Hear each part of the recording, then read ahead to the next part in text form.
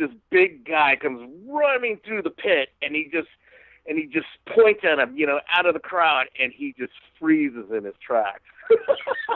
And he drops the sticks, and he goes, "I gotta go." And we're like, "What?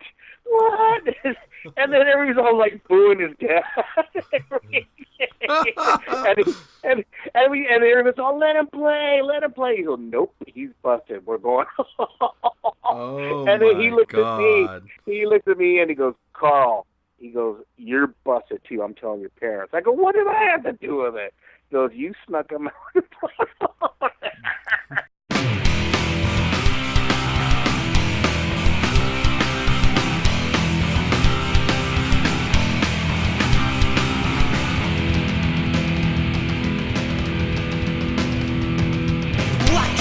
I catch my feelings, broken man who's never really meant it. The day has come, a devil he resists it. A will, a thought, a wish that he lived at. Hello, welcome to 3 Gigs, the podcast that tells the stories of 3 shows that have had a profound effect on a performer's life and career. Their very first show, their worst show, and their best show. I'm your host, Dominic Davy, and today our guest is Karl Izumi, guitarist for Spider. You're back, now I'm going to slide. I'm feeling fine, that's right. Come to my crime, my life. You never give me time, my life. Now it's my time, my life. This episode of 3 Gigs is brought to you by FreshCleanTees.com. It works like a shave club, but they send you t-shirts, super awesome t-shirts. And they have a special offer for all the listeners of 3 Gigs. Save 20% off your first order by going to FreshCleanTees.com and entering the coupon code GIG at checkout. That's FreshCleanTees.com with offer code GIG. Never give me time, my life. Come to my crime, my life. You set my soul. You want control. You let me breathe. Don't let me breathe. Spider has had a busy year with appearances on It's Not Dead Fest in Southern California and Remember the Punks Festival in Texas, and a string of dates with GBH and the Casualties. They've now released a limited edition Best Of EP with 6 tracks from their now out-of-print full-length album Youth Insurance.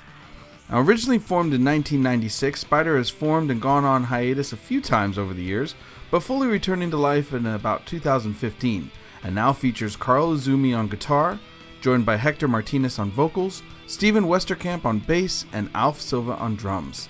Spider creates a sound that draws primarily from bands like Black Flag and The Damned, and mixes classic punk rock with a classic Southern California hardcore spin. Now, I didn't know Karl prior to this interview. This is the first time I ever met him, but I'm really glad I got to meet him. He's an amazing musician, and he has some incredible stories to tell. I had a great time talking to him, and I think you guys are going to love this episode. His stories are short, but sweet, and they're awesome. So let's start, because honestly, there's nothing I can't prep you for this. I'm just going to let him tell his story, starting, as always, with his very first show ever. Okay. Well, of course, being in the band Spider, I was in previous bands before. When I first got into punk, probably about 14 years of age, I wanted to start a punk band, of course. And who's at my convenience, which within the street, is my neighbor Dave, and another neighbor named Manny who lives around the next block around from me, and this girl named Lori who went to another school, but she was like the most famous punk girl of the school, so I had to have her as a vocalist. But anyways, we were so excited for this one house party. This is back in the 80s, like maybe 81, 82. Okay. And, back then, house parties were, like, happening every weekend, as you get the backyard party with the 5 kegs, and they charge, like, I don't know, like $2 or $3, and, you just get a random large amount of kids coming to these backyard parties back in Cerritos and Artesia back then. And then, it just, lo and behold, on the weekend of our big gig to play this big party, our drummer got busted for smoking pot in the backyard by his dad. so okay, right? So he's grounded, right? Mm-hmm. And we're like, no, not the Saturday of our big gig. We need our drummer. We need you there. And he's like, I can't. I'm grounded. So we're thinking, like, how do we do this? So we had this master plan where he snuck out his bedroom window, and we got his drum set there. He snuck out his bedroom window. We threw him in the car. We went to the party. Well, there, back in the day, we were competitive with some other kids that had tried to make punk bands too, and they heard about us playing that party, and they knew of our drummer Dave being on restriction. And I guess one of the kids called his house and said that he was playing the party. So the dad went into the bedroom, looked into the room, and noticed that he was gone. And then he called back and said, "Where's that party at?" He drives down to the party in the middle of our set, right? Oh, man. And then as we're playing like the fifth or sixth song, this big guy comes running through the pit, and he just points at him, out of the crowd, and he just freezes in his tracks. And he drops the sticks and he goes, "I gotta go." And we're like, what? And then everybody's all like booing his dad. and everybody's all, let him play. He goes, "Nope, he's busted. We're going."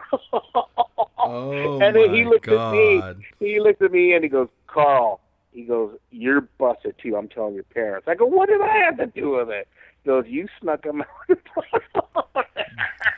So yeah, that was our first gig. So our drummer got busted by his dad, and we played 5 songs, and it was complete humiliation. Oh my God! What? That is like okay. First off, that story is fantastic for somebody who just kind of said they weren't sure you're going to remember a good first story, but that's an amazing story. But like, that is talk about the cruelest, most evil thing a kid could do to another kid, or a musician could do to another musician, is to sell them out. Well, at that time, it was like, everybody was trying to start their little garage punk band, and we all knew each other. And I guess one of the kids got jealous that we were playing that big party, and they just kind of ratted him out. That is so evil. What was that band? Yeah, I know. What was that band called? Did you guys have a name? God, I can't remember. Killed in Action or something stupid like that. KIA, Killed in Action. It was some lame name that we came up with, but yeah, that was I think that was my first gig. I think it was a 14 or 15 when that happened. Wow, and just having to drop the sticks, I could just see the kid like, I gotta go. Sorry. pretty much. Yeah, this show's over. Bye, guys. Oh, yeah, man. Yeah, and then everybody's going, what? Then like, everybody's all booing him and throwing like beer cans at him. Oh, wow. He even made the situation worse. Yeah, he came in as the bad guy, and everyone was just booing him because I would say there was at least 100 kids in that backyard. Wow. Yeah, it was that kind of scene. It was pretty awesome, but that's pretty epic. I mean, what a first impression for your band to make on the scene. It's like everybody's like, "Oh, did you see that first show? The drummer was busted." Oh, man. Yeah. I bet nobody forgot. I was actually pretty popular the next day coming back into school. That's amazing. That is amazing. And it's funny because like up here, I live out of Oakland, and in the East Bay area, there are a ton of house party shows all the time. Like there's a whole level of them. So literally this story that happened in 1981 could be happening right now. Like it could easily be happening. So it's kind of neat to see, like, to point out just how little things have changed. Those sequence of events could easily occur right now at a high school near me, near you. Yeah, some kid's playing his first gig with his drum set, and he snuck out of the house, and the dad looks and notices he's gone, and he's, "Oh, where's the party at?" And goes down there and runs through. rummages through the crowd and just points at him. Like, oh my god. That must have been so terrifying. I bet it was a while before you guys got to play another show. I bet he was stuck, grounded forever. No, after he got busted so that, his dad was kind of cool. He said, he taught him a lesson, but his dad was always supportive of him playing drums. In fact, his dad even drove him to a couple parties after that. It's just the fact that he was busted and he was not allowed to leave, but he snuck out of the bedroom window to go. This is pretty epic. That's all right. That's a great story. That's a good first story. That's a good first show. I'm sure that anyone who was there remembers that show. So, yeah, I'm sure if people read it and they're around at that time, they'll probably crack up about it. Oh, that's really fun. Well, all right. Well, let me ask you this. So, if that was the first show, and that clearly, despite having your drummer dragged out by his ear, still it still made you want to play more shows, so you went on. Right. What would be one of the best shows you've ever played in your career? Let me see. Best show. I would say, because since then I've played in numerous punk bands, but probably the more renowned ones is probably like I played in a hardcore punk band called Walk Proud for about maybe, I don't know, 10, 15 years. And, back then in the 90s, we used to tour a lot with Ill Repute, and, we'd done some shows with Agnostic Front and all that. But the most memorable show for us is when we opened up for Agnostic Front at the Country Club in Reseda, which is in the Valley in Southern California out here. And it was pretty much a packed house. And at that time in the 90s, it was 1990. In fact, it's actually on YouTube. You can find it on YouTube. It says Walk Proud Live 1990. And it shows somebody, had a handheld camcorder and videotaped the event. But what it was is there was a lot of neo-Nazis coming in, trying to go to these shows and just cause trouble and try and call, kind of recruit kids for their agenda, And they showed up at our show, and they were kind of causing trouble in the pit. And as the kids were, doing a little round robin circle that they were doing, they were going around punching, kids in the pit, and they started a couple fights. And then it got to the point where the promoter, Big Frank, I don't know if you heard of Big Frank, but he used to run Zed Records down here. He was a big hardcore supporter. And he grabs a mic, and he gets some of the guys from Agnostic Front, and he confronts the Nazis on stage. And then it turns into this big old brawl, inside the venue. And then the whole crowd rushed the Nazis outside and literally just rushed the whole gang outside, and they literally just beat their ass in the parking lot. And then we started playing, and then they all came back in. but then the Nazis took off. I think somebody called the cops, and some of them got arrested, and and there was the whole thing. And then as soon as we started playing, all the kids came back in, and everything was hunky dory. Everyone was happy. And then, the crowd just started going wild again, and it was pretty fun. But yeah, that was probably my most memorable, favorite gig, where I seen the actual crowd do something about it. They literally, they actually came down on the Nazis and literally pushed them out the door. So that's, if you look up on YouTube, Walk Proud 1990 Live, you'll see it. It's there. It's all documented on a video. Oh, I will totally look that up, because with a podcast, I tend to put videos of shows So I'll put up like live video of you guys, Spider and everything. But I'll definitely find that as an extra bonus to put up there for anyone who hears the show, so they can see the actual evidence. That's amazing, because like that, there was a situation like that up at Gilman. I remember a situation like that at the Phoenix Theater, where we pushed out a bunch of Nazi skins that showed up and tried to cause an issue. And it's interesting, right. It's kind of funny that now it's like, again, more things change, the more they stay the same. The fact that like that's become an issue again, is fucking, right. It's crazy. Right. Like, they just come out of the woodwork now. It's like,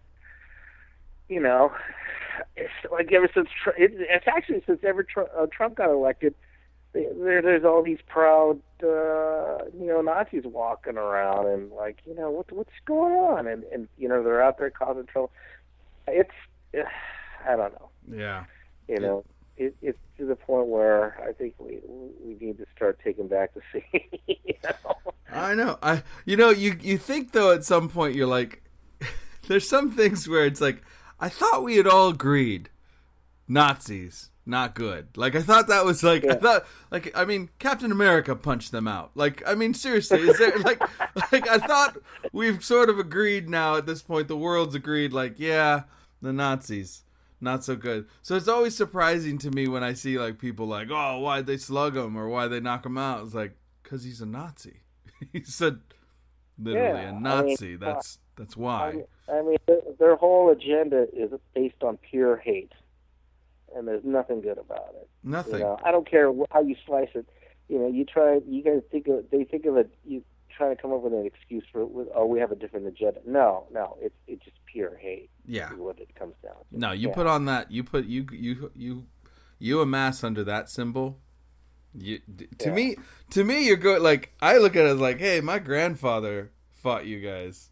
Like, right. Sorry, man. Like, you shouldn't even be Americans. Like, you don't get to pick this. Like, this can't be your thing. And you ask and demand for respect. It's like, what? Right. I don't know. It's crazy to me that we're dealing with all that again after all those years. Because I remember dealing with it too before, and it had been quiet. I know it didn't go away. Obviously, it didn't go away. Obviously, it was still there. People just didn't say it. People kept their mouths shut when they showed up. But like, I don't know, man. Obviously, it didn't go away. But it did seem like it got calm for a lot of years there. Yeah. And now here we are, and it's a problem. Right. Right. It's pretty messed up. So hopefully, people will start to rise up and just realize, this bullshit can't happen. I think they do. Yeah. Well, that's an epic story, man. You're 2 for 3 right now. Like, you're on 2. Like, that's the 2 for 2 at this point. I'm hearing some, like, these are pretty great. Like, they're short but sweet and awesome.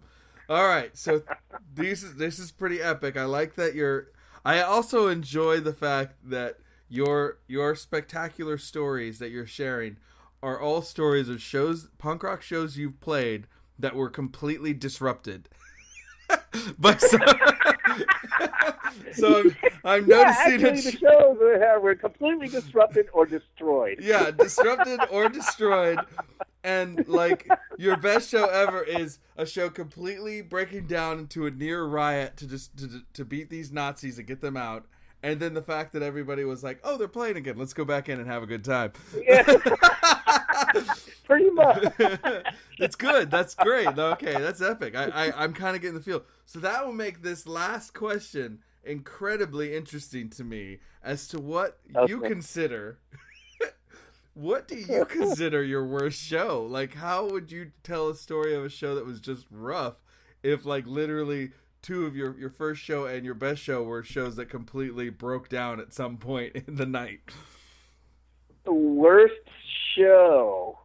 That's a tough one. Yeah, it is. It's a tough one. I don't know about worst show. I would say probably the most ridiculous show that we've ever played. Also and counts. This is actually pre-Spider. This is pretty much me, the bass player, and the drummer Alf who's the original drummer, who's back into the band now. Alf Silva's who's been the drummer for Channel 3 for the past 25 years. Mm-hmm. And then he went into retirement, and we just brought him back out of retirement, so he's back with us playing again. But this goes back about maybe 25 years ago. We played we played at a little house party for little people. Okay. What? Our singer at the time was affiliated with a bunch of little. She was a little person herself, and I don't know if you heard of the famous midget Billy Barty. Yes. Have you ever heard of him? Yes. We played at Billy Barty's party.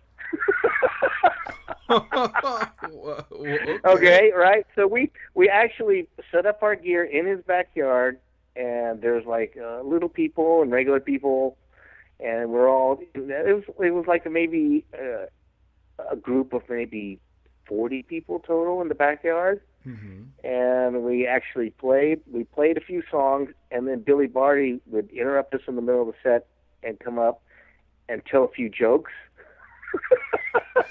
and then he would go on Alf's drum set and start playing Alf's drum. And we're just kind of looking at each other like, why did we agree to do this thing? And like Billy Barty just going around, and he's just like doing jokes. He's going, Pats, Pats. Yeah, and then we're just like, oh my God. And then like we're just cracking up, and then, and then we're just going around like, you know what, we'll just make the best of it. We're drinking beer, and then we're taking shots, and then we're like doing pictures with Billy Barty and stuff. And we had no business being there, but it was. But it was fun, but it was ridiculous. There was no reason we needed to be there. But so yeah, we played Billy Barty's party. That's insane. That's insane. I'm just trying to pick, because I've seen so many movies that Billy Barty's been in. I've seen him walk around just going like, now it's my turn on the mic. Like, I'm just trying to picture that. That's how it went. It was completely ridiculous, but it was Billy Barty, and it was his party, so we can.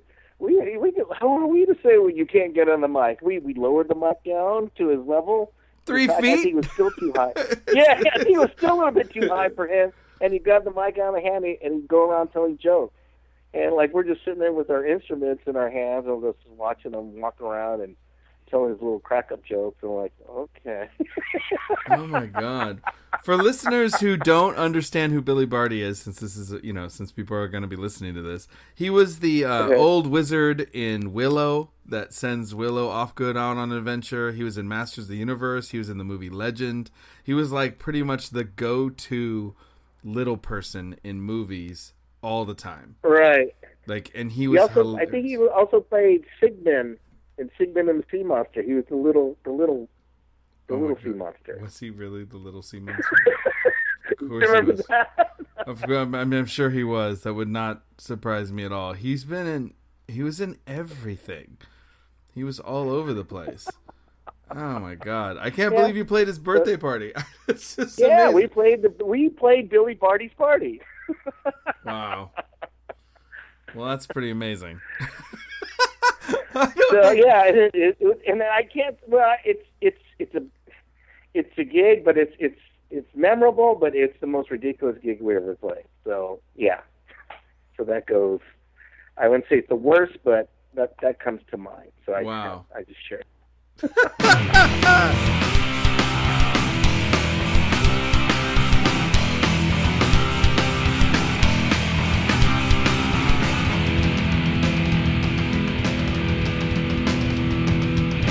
You've been listening to Karl Izumi, guitarist for the band Spider. And honestly, Billy Barty's party. That's all I can say. It's amazing. If you want to find out more about Spider, check them out on Facebook at facebook.com/SpiderOfficial. Or you can check out the YouTube channel at Spider Official YouTube. Thank you so much for checking out the show. I hope you enjoyed Karl's stories. There's a lot more over at my website at 3gigspodcast.com, including live footage of Spider. And yes, I did find that video footage of the Walk Proud show back in 1990. So check that out if you'd like to see how real punk rockers handled Nazis back in the day. Take note, 2017. You can follow us online at our Facebook, Instagram, and Twitter by searching 3 Gigs Podcast. And if you enjoy what you hear, please do me a favor and go ahead and review the show and give us a rating over at the 3 Gigs page on iTunes. It's a huge help in reaching new people, and it only takes a moment. Just look up 3 Gigs on iTunes and give me a rating and a review. I appreciate it. Our theme song for the episode was PCE off of Spider's self-titled EP that is available all over their social media. And my name is Dominic Davey, and this has been 3 Gigs. We hope you had a good time, and we'll see you next episode. Take care. Outrage, tongue has lost its point. Your will is not my choice.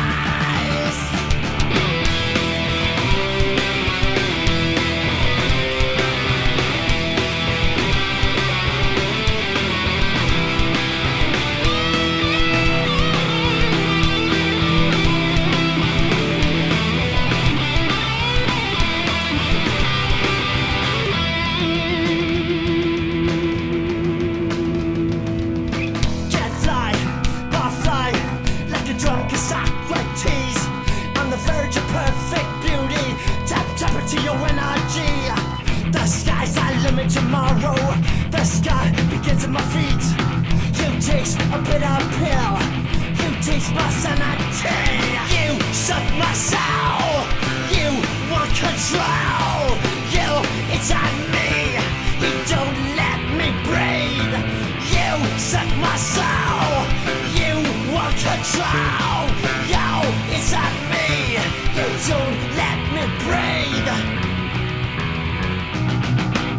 If you listen to this podcast, chances are you like music, and if you like music, you probably wear a lot of t-shirts, or at the very least know someone who does. Well, why not get brand new, blank, fresh, clean t-shirts sent directly to you? Well, you can. FreshCleanTees.com works like a shave club, but instead of razors, they send you super soft, affordable t-shirts.